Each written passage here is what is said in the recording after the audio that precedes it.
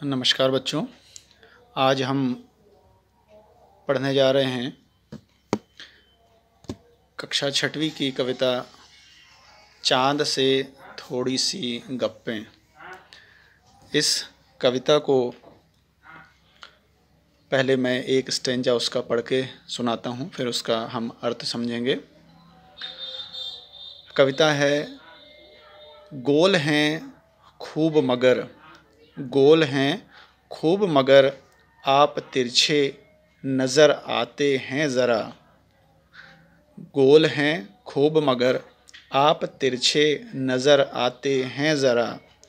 आप पहने हुए हैं कुल आकाश, आप पहने हुए हैं कुल आकाश तारों जड़ा। सिर्फ मुँह खोले हुए हैं अपना, सिर्फ मुँह खोले हुए हैं अपना। गोरा चिट्टा गोल मटोल।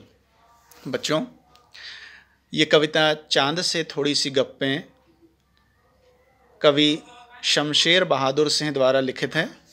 इस कविता को कवि ने एक 10-11 साल की लड़की के मन का वर्णन किया है और उसी उम्र में आप भी हो। वह जिज्ञासु प्रवृत्ति की, जिज्ञासु अर्थात जिसको जानने की इच्छा होती है, बहुत तरह तरह के सवाल करते हैं छोटे बड़े। जिज्ञासु प्रवृत्ति की होने के कारण चांद से कई तरह के सवाल पूछती है और उनके बारे में जानना चाहती है।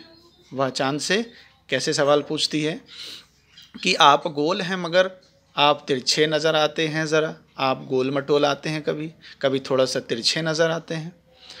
आप पहने हुए हैं कुल आकाश, कुल यानी पूरा, अंडरलाइन करते जाएंगे जिन शब्दों को मैं अंडरलाइन कर रहा हूँ।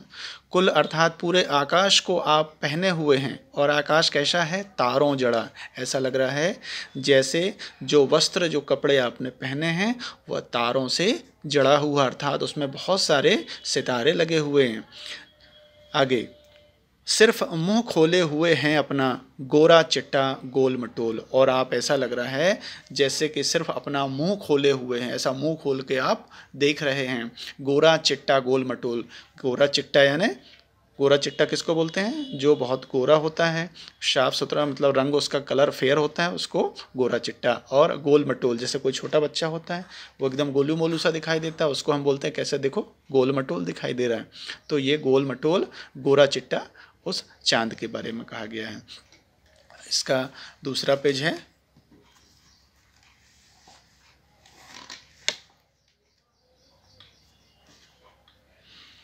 अपनी पोशाक को फैलाए हुए चारों सिमत आप कुछ तिरछे नज़र आते जाने कैसे। खूब है जो कि वाह जी वाह हमको बुद्धू ही निरा समझा है। जिन शब्दों को मैं अंडरलाइन करता हूँ आप भी कर जाएंगे। सिमत, यहाँ पर निरा, निरा समझा है। हम समझते ही नहीं जैसे कि आपको बीमारी है। आप घटते हैं तो घटते ही चले जाते हैं और बढ़ते हैं तो बस बढ़ते ही चले जाते हैं।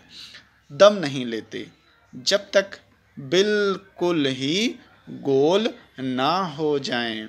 बिल्कुल गोल, यह मरज आपका अच्छा ही नहीं होने देता, होने में आता। मरज शब्द पर आप अंडरलाइन कर लेंगे। ठीक है, आगे क्या कहते हैं? लड़की कहती है चांद से कि आपकी पोशाक चारों दिशाओं में फैली हुई है। आपकी पोशाक, पोशाक यानी वस्त्र, कपड़े, अंडरलाइन कर लीजिए इसको भी। अभी हम शब्दों को जो अंडरलाइन कर उनका अर्थ भी लिखाएंगे आपको। पोशाक, कपड़े जो आपने पहने हुए हैं वो कैसे हैं? चारों दिशाओं में फैले हुए हैं, ऐसे कपड़े आपने पहने हुए हैं। लड़की कहती है कि वे उस कम अक्ल, कि वे उसे, अर्थात उस लड़की को कम अक्ल के ना समझें। क्यों से? हमको बुद्धू ही निरा समझा है, हम समझते नहीं जैसे कि। लड़की कहती है कि हमको निरा मूर्ख ना समझें, पूरा मूर्ख हमको बुद्धू ना समझें, जैसा कि हम जानते नहीं, समझते नहीं आपको बीमारी है। लड़की कहती है कि चांद को कि आपको बीमारी है और उस बीमारी को आप छुपा रहे हैं और हमें बताने का प्रयास नहीं कर रहे हैं। आप घटते हैं तो घटते ही चले जाते हैं। आपकी बीमारी क्या है? चांद को लड़की बोलती है कि आपकी बीमारी क्या है? आप घटते हैं तो घटते ही चले जाते हैं, कम होते ही चले जाते हैं। और जब बढ़ते हैं तो बढ़ते ही चले जाते हैं। यही आपकी बीमारी है। दम नहीं लेते हैं जब तक बिल्कुल ही गोल ना हो जाएं। बढ़ने की जब बारी आती है तो आप बढ़ते ही चले जाते हैं जब तक पूरे गोल मटोल ना हो जाएं, बिल्कुल गोल। यह मरज आपका अच्छा ही नहीं होने में आता। मरज अर्थात यह आपकी बीमारी अच्छे नहीं होने देती, आपको ठीक ही नहीं होने देती। तो इस प्रकार से एक बच्ची जो है 10-11 साल की, वो चाँद से बातें करते हुए कहती है। नीचे लिखा हुआ बच्चों, इनको भी आप याद रखेंगे कि इस कविता के कवि कौन हैं। इस कविता के कवि हैं शमशेर बहादुर सिंह। शमशेर बहादुर सिंह इसके कवि हैं। अब हम इसमें आए हुए कुछ शब्दों के आपको अर्थ बताएंगे, जैसे कि आपने अंडरलाइन भी किया होगा और नहीं भी किया होगा तो भी हम बताते हैं। कठिन शब्दों के अर्थ।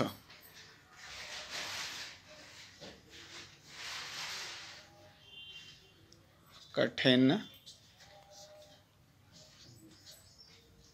शब्दों के अर्थ। अब इसमें जो जो नए शब्द आए हैं उनके हम अर्थ लिखेंगे और उनको समझेंगे भी, ठीक है। पहला शब्द हम लेंगे सिमत। कौन सा शब्द है? सिमत। सिमत शब्द है। सिमत का अर्थ होता है दिशाएं। सिमत का अर्थ है दिशाएं। कितनी दिशाएं होती हैं हमारी?